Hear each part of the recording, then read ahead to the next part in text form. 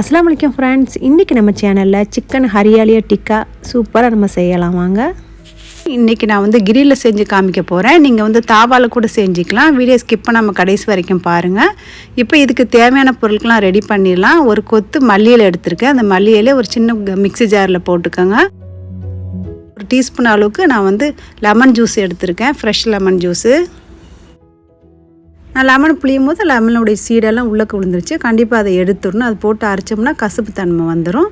அதனால் இப்போ நம்ம ஸ்பூன் வச்சு அதை எடுத்துடலாம். இப்போ மிக்ஸி ஜாரில் கொண்டு போய் நம்ம ஃபைனாக அரைச்சி எடுத்துகிட்டு வந்துடுறேன். இப்போ உங்கள் வீட்டில் கெஸ்ட்டு இல்லைனா ஃப்ரெண்ட்ஸ் வராங்க, ஆனால் கெட் டுகெதர் வைக்கிறீங்க, அந்த மாதிரி இருந்தால் கூட 2-3 நாளைக்கு முன்னாடியே இந்த ஹரியாலியா சிக்கன் டிக்கா வந்து நீங்கள் ரெடி பண்ணி ஃப்ரீசரில் வச்சிடலாம். அப்படி வச்சுட்டு நீங்கள் செய்ய முன்னாடி ஒரு 1/2 hour முன்னாடி நீங்கள் வெளியே எடுத்து வச்சா போதும். ரொம்பவே மசாலா பிடிச்சி ரொம்ப டேஸ்டியாக இருக்கும். இப்போ நான் ஒரு பெரிய பவுல் எடுத்திருக்கேன். இந்த பவுலில் நம்ம வந்து 1/2 கிலோ நான் சிக்கன் எடுத்திருக்கேன். இந்த சிக்கனை வந்து நல்லா கழுவிட்டு எடுத்துகிட்டு வந்துட்டேன். சிக்கனை ஃபஸ்ட்டு இதில் போட்டுக்கலாம். அந்த பவுலில் இஞ்சி பூண்டு பேஸ்ட்டு 2 டீஸ்பூன் அளவுக்கு நான் எடுத்திருக்கேன். இதில் சேர்த்துக்கலாம். இது கூடயே நான் வந்து பச்சை மிளகாய் வந்து நல்லா ஃபைனாக அரைச்சி எடுத்து வச்சுருக்கேன். வேணும்னா கூட நீங்கள் தனியாக அரைக்காட்டால் கூட நீங்கள் மிக்சியில் போட்டு அந்த கொத்தமல்லியோட கூட நீங்கள் அரைச்சி எடுத்துக்கலாம். இப்போ அதுலேருந்து 2 ஸ்பூன் சேர்த்துருக்கேன். இப்போ ஜீரகத்தூள் ஒரு 1/2 டீஸ்பூன் அளவுக்கு சேர்த்துக்குங்க. இதுக்கு தேவையான அளவுக்கு நான் உப்பு சேர்த்துருக்கேன். இப்போ கரம் மசாலா ஒரு 1/2 டீஸ்பூன் அளவுக்கு சேர்த்துக்குங்க.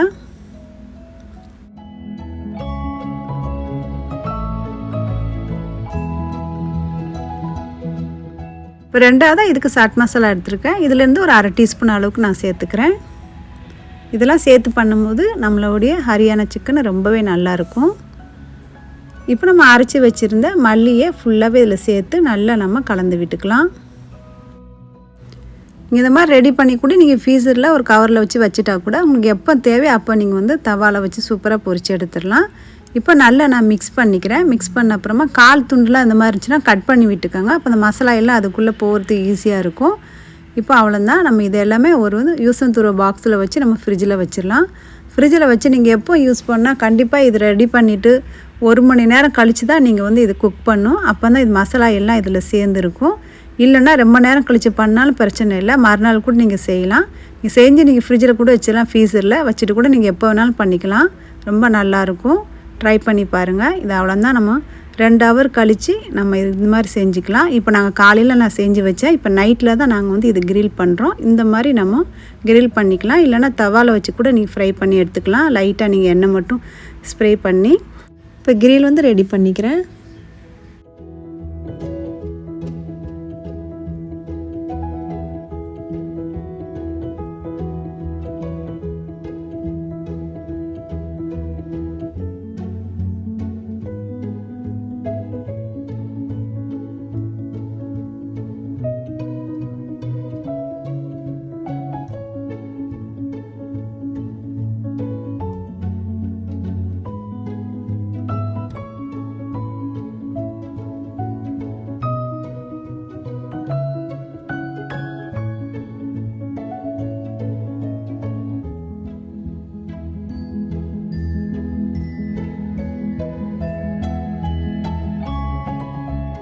இப்போ பாருங்கள், சூப்பராக செஞ்சு எடுத்துகிட்டு வந்துட்டோம். இந்த மாதிரி இது நீங்களும் செஞ்சு பாருங்கள். கண்டிப்பாக ரொம்ப நல்லாயிருக்கும். ரொம்ப சாஃப்டாகவும் டிஃப்ரெண்ட்டான ஒரு டேஸ்ட்டு இருக்கும்.